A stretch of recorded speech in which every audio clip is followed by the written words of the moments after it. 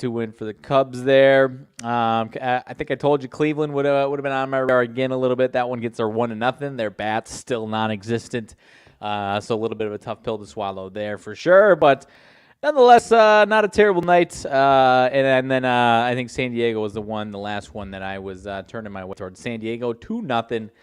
Good pitching effort from San Diego, just no offense there. So Seattle gets a 2-0 win there.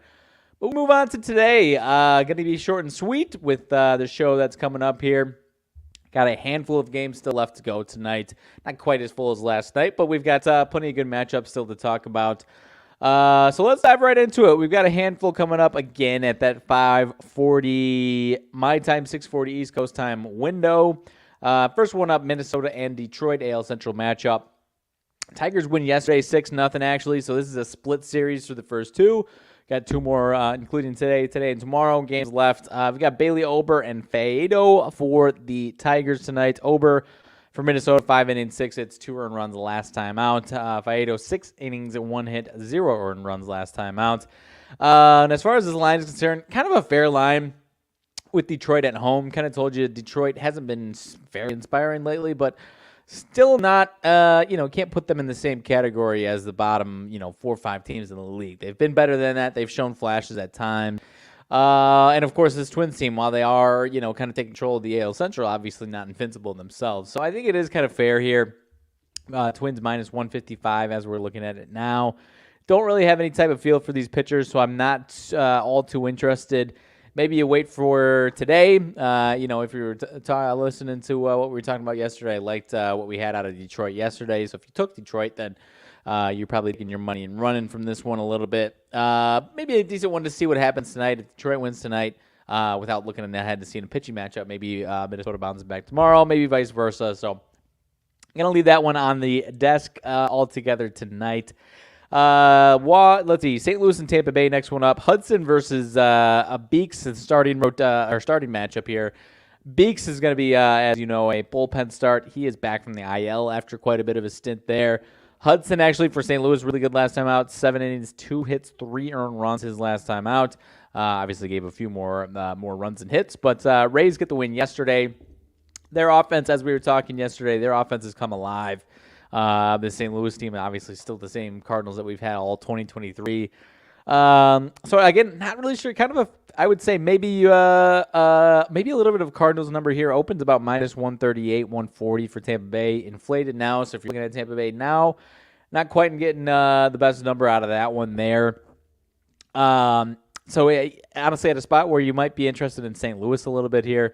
Again, this Tampa Bay offense has been much better than it was for, I don't remember how long the duration was, but obviously it wasn't very good for a little bit. Cardinals offense last couple has not been very good. Could be due for after two bad ones. Could be due for a nice one here. So kind of not diving into the water into it by any means, but might be interested in maybe a little Cardinals first 5 action. But again, I'm not a fan of getting into guys coming off the IL. Beeks coming off the IL was not good at all early in the season before he went there. So a little wishy-washy on that one altogether, but I'll lean towards the Cardinals in the first 5 there. Washington and Philly is the next one at that same time slot. Mackenzie Gore and Lorenzen. Lorenzen start number 2 with the Phillies after coming from Detroit at the deadline. 8 innings, 6 hits, 2 earned runs last time out in his first start with the Phils. Mackenzie Gore, 6 innings, 3 hits, 2 earned runs last time out. Split the doubleheader yesterday, these two teams. They've got another one today and tomorrow. So another one that kind of feels maybe like I would say a fair line in this one. Open minus 195 down to 184 here. Nationals has just been a little stingier lately, so I think you're giving a little bit of respect for that. They've been punching above their weight right now, so their offense is cooking along. So until that, the whatever hits the fan there, they might be cooking along a little bit. However, with Mackenzie Gore on the mound, who hasn't been bad by any means and has showed flashes of being a good pitcher, trying to gave out last start, but beyond that, last 3, 0 earned runs, 3 earned runs, 2 earned runs. So maybe we're due for a Mackenzie Gore ugly start here. Total is 9 out of this one. I'd be more interested in, they're making you work for it. If you can find, almost probably got to find a flat 5 to get anywhere around plus money. I'm seeing minus 130 for over 4.5. So they're making it tough for you. They're making it tough for you to get into this one if you're liking the Phillies. But that's where I would go. I like a little bit of Phillies action to get over, get 5 runs on the game. Maybe I every once in a while, if it's the starting pitching that I think could be the reason they give up some runs, might even be interested if you can get first 5 team total for the Phillies tonight. That's where I would go with this one. Is a few runs for the Phillies on Mackenzie Gore here, a little regression there. Let's see. Next couple up, moving down the slate, Houston and Baltimore. Javier and Flaherty for these two teams. Houston, obviously, the big comeback last night. Javier, 4 2/3 innings last time out, 4 hits, 3 earned runs in his last outing. This is Flaherty's second start with the Orioles. 6 innings, 4 hits, 1 earned runs, handful of Ks. Actually was really solid in his first time out there. Again, like I said, Astros win yesterday. So in this one, minus 140 for Baltimore seems pretty fair. 135.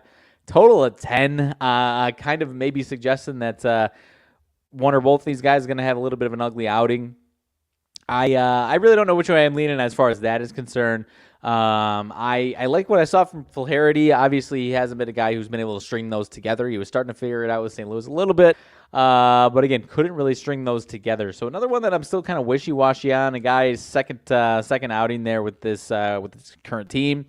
But as far as Flaherty is concerned, I mean, before that, 3, 4, and 3, his last 3 starts with St. Louis. So he did have a couple good ones here and there, but again, just not able to string it along for old Flaherty there. So I'm going to, I guess I'll lean towards a good amount of runs being scored in this one, and over 10 with 2 pitchers that certainly are no scrubs. I mean, they're not ace level at this point in the season right now, but I mean, Javier's 7-2 record, 4.39 ERA, obviously, but over 10 seems 10 run flat 10 is quite a bit of runs there. So another one where it seems like maybe this one's just going over for whatever reason.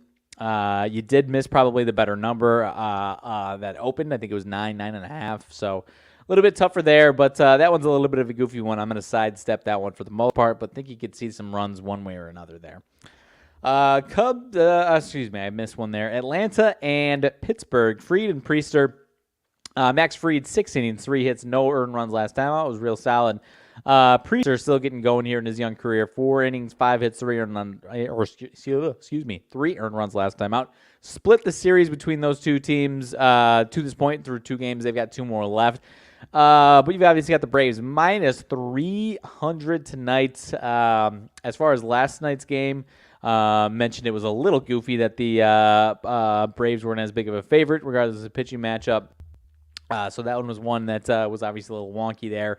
Now all the way back up at minus 290, 300. Actually, the Braves won yesterday. I'm sorry, they lost the day before that. Won yesterday. The line was still a little goofy. Braves offense still ended up being fine. But they're making it just about impossible to get into this one. So unless you are someone that bets the Braves regularly, knows how to tackle them, I'm going to go ahead and suggest you stay away from this one as well. I think as far as team total is concerned, you would have to get them over. Even I see a flat 6 at minus 110. So unless you're that over the moon on the Braves putting up a boatload of runs, or God forbid, thinking you're going minus 2.5, which usually doesn't work out too well. But by all means, if it works for you, So next line of games up. Cubs and Mets, Hendricks and Peterson. Hendricks 4 innings, 8 hits, 7 earned runs last time out. Got beat up bad. Peterson's been going, he went 3 innings, 1 hit, 0 earned runs. He has not been going too deep into games. Has been kind of a hybrid bullpen start, 2-3 innings for the most part. This is game 3 of a 3-game series in which they have split to this point. So another one where it's almost a pick 'em here. Mets open about minus 115. I'm going to go ahead and choose to, again, we talked about it in the first game. I feel, the Mets were the team that I was probably the most on my radar on Monday. Was a little long on my lean yesterday, but with how well the Cubs have been playing, winning yesterday and against the Mets team that obviously everyone knows about, and their struggles, only 2 runs yesterday, can be a little goofy with this pitching matchup here. Would not be surprised if Hendricks gives up another 5 spot or something along those lines. So I'll lean towards the Mets, but at the end of the day, this one could be a lower scoring game than I'm alluding to here, and maybe it's a popcorn game here between these two teams. But I'll lean the Mets. I'll lean the Mets again tonight.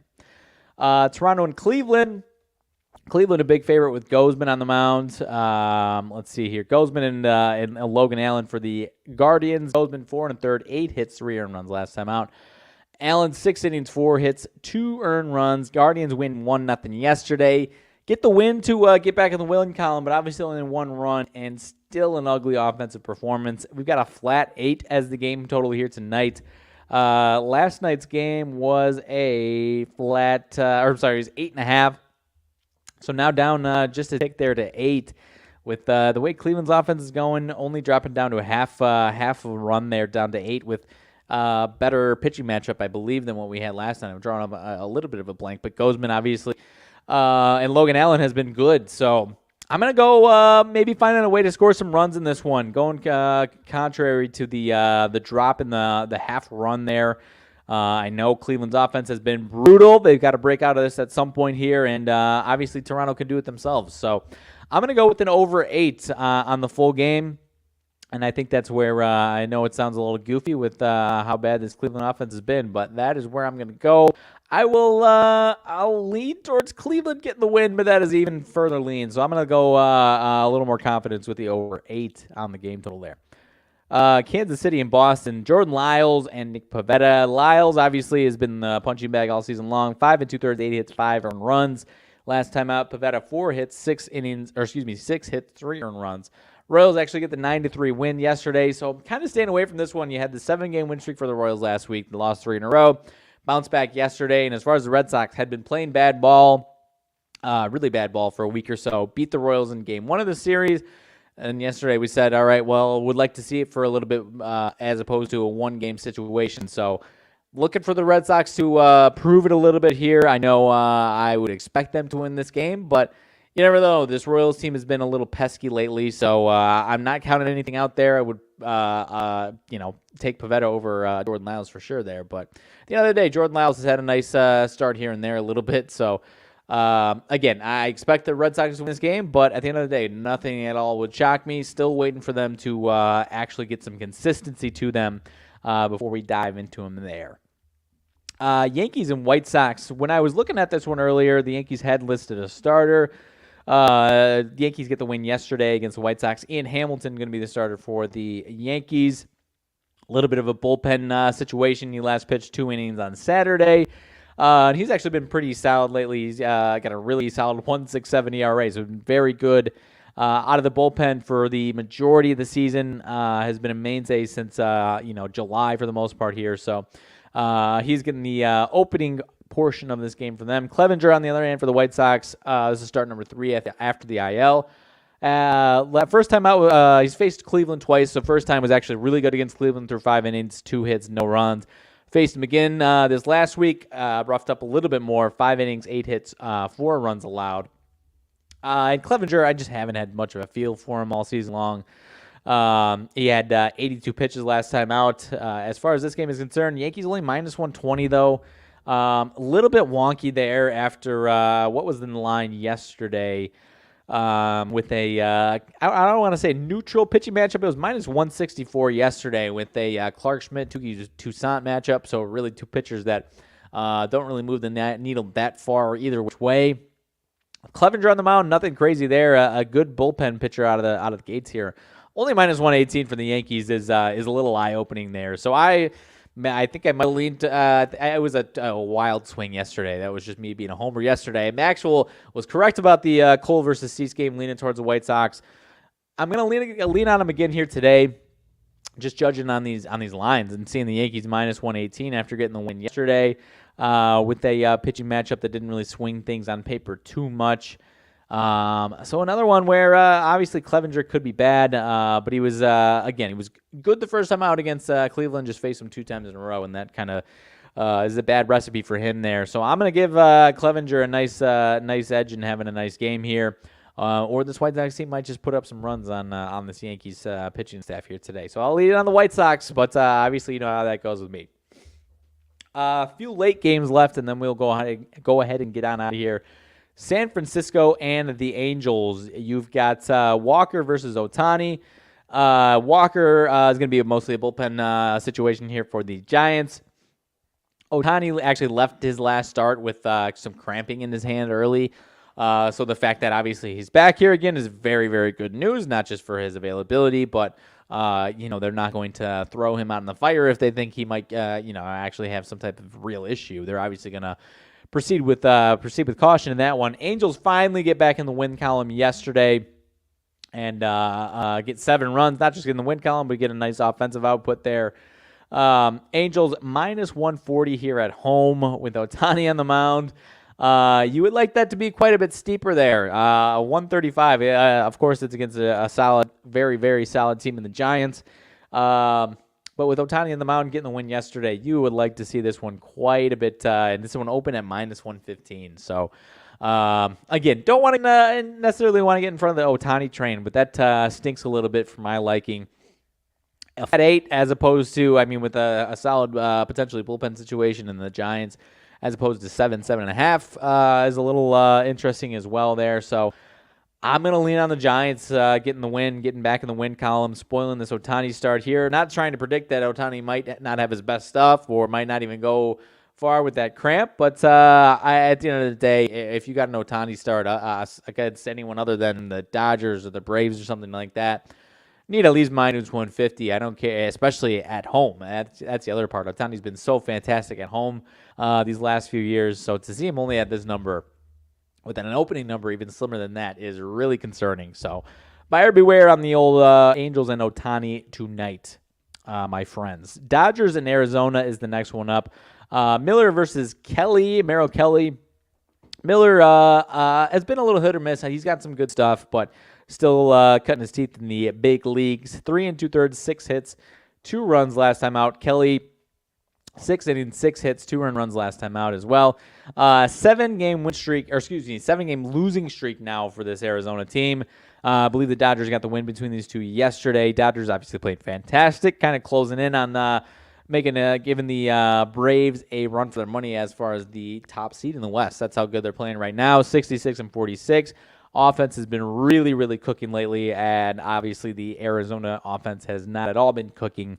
So I don't know what to make of this one with Merrill Kelly on the mound. Open about plus 100, now up to plus 116, 115. This is a little bit of a tricky one because obviously you have a team against the Dodgers with a 7-game losing streak. So I really don't know which way to lean on this one. I think I would lean on the Diamondbacks. I think you might overlook the pitching matchup. Merrill Kelly is very good. But at the end of the day, with a 7-game losing streak up against a team who's red hot, they are the underdog, rightfully so, but now 57-57.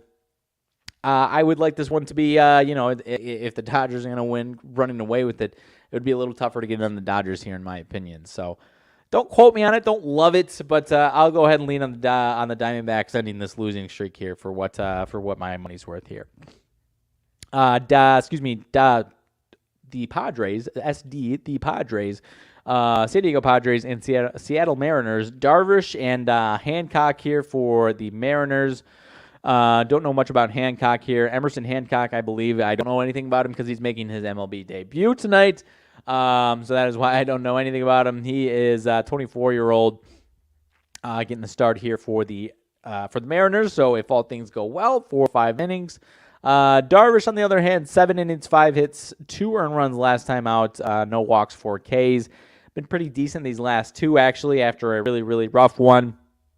I am more of a fan of a clear bounce back start for Mr. Darvish. I'm not a fan of trying to get involved in major league debuts. A lot of times they either go very well or very poorly. So I'm not trying to predict that altogether there. I'll lean towards the Padres with Darvish on the mound, but that is a swift lean. Was wrong about them last night. They put up a goose egg. So I don't know much about Hancock, so that's a lame way to close it. But at the end of the day, I'll lean towards the Padres again tonight. Didn't work out for me leaning them last night, but at the end of the day, I do like some Darvish when he's rolling along nicely. So maybe we get some more good Darvish tonight. So without further ado, about 25 minutes until Jeff and Brady Cannon get going for the, I believe it's the FedEx St. Jude Championship this weekend. FedEx Cup playoffs for golf getting into swing this weekend, and they'll get you geared up for that. Last year's winner, Will Zalatoris.